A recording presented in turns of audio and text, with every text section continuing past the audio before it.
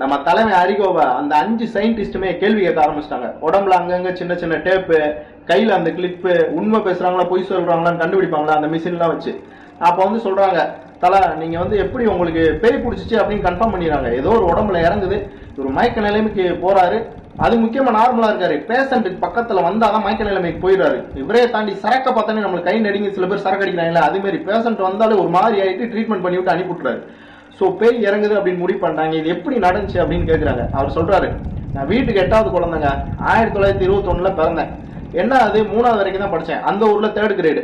அப்போ என்ன அது ஒரு 10-12 வயசுல நிலக்கரி சுரங்கத்துக்கு வேலைக்கு போனேன். காலையில 3 மணிக்கெல்லாம் போயிடுவேன்.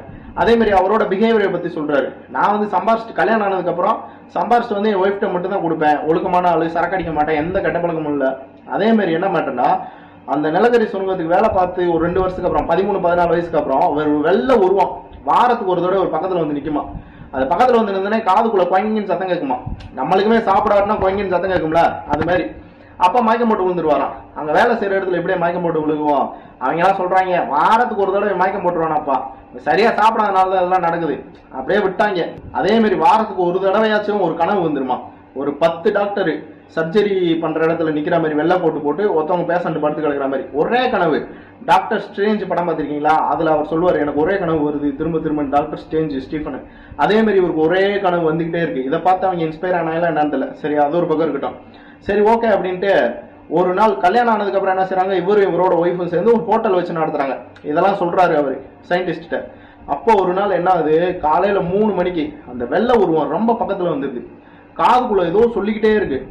திடீர்னு பார்த்தா ஒரு 3 மணிக்கு ஒரு பைத்தியம் பிடிச்ச மாதிரி சட்டை பேண்ட் எல்லாத்தையும் கிழிச்சு எரிஞ்சிட்டு சட்டை அவுத்து எரிஞ்சிட்டு தெருவில் ஓடுறாப்புல தலைவன்.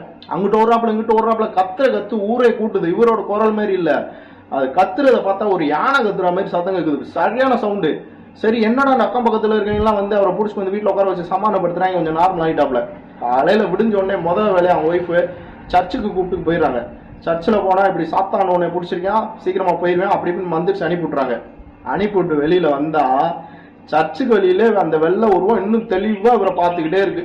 வெள்ளை கலர் கோட்டு போட்டு, தலையில அவ்வளவு முடியல, ஒரு வயசான உருவமா இருக்கு. நம்மளுக்கு எப்படி இருக்கும், இது உண்மையிலே நடந்ததுங்க. நம்ம ஒரு இடத்த விட்டு வெளியே வரோம், பொழுதனைக்கு மயக்கம் போட்டு வந்துடும், எல்லாமே கிண்டல் பண்றாங்க. அதனால யாருக்கிட்டையும் சொல்ல முடியாத சுச்சுவேஷன்ல இருக்கோம். நம்மளவே இப்படியே பாத்துக்கிறோம்னா சரி, டெரரா பார்க்கல, நார்மலா தான் பாத்துக்கே இருக்கு. யார்ட்டையும் சொல்லாம கார்ல ஏறி உட்காந்துறாரு.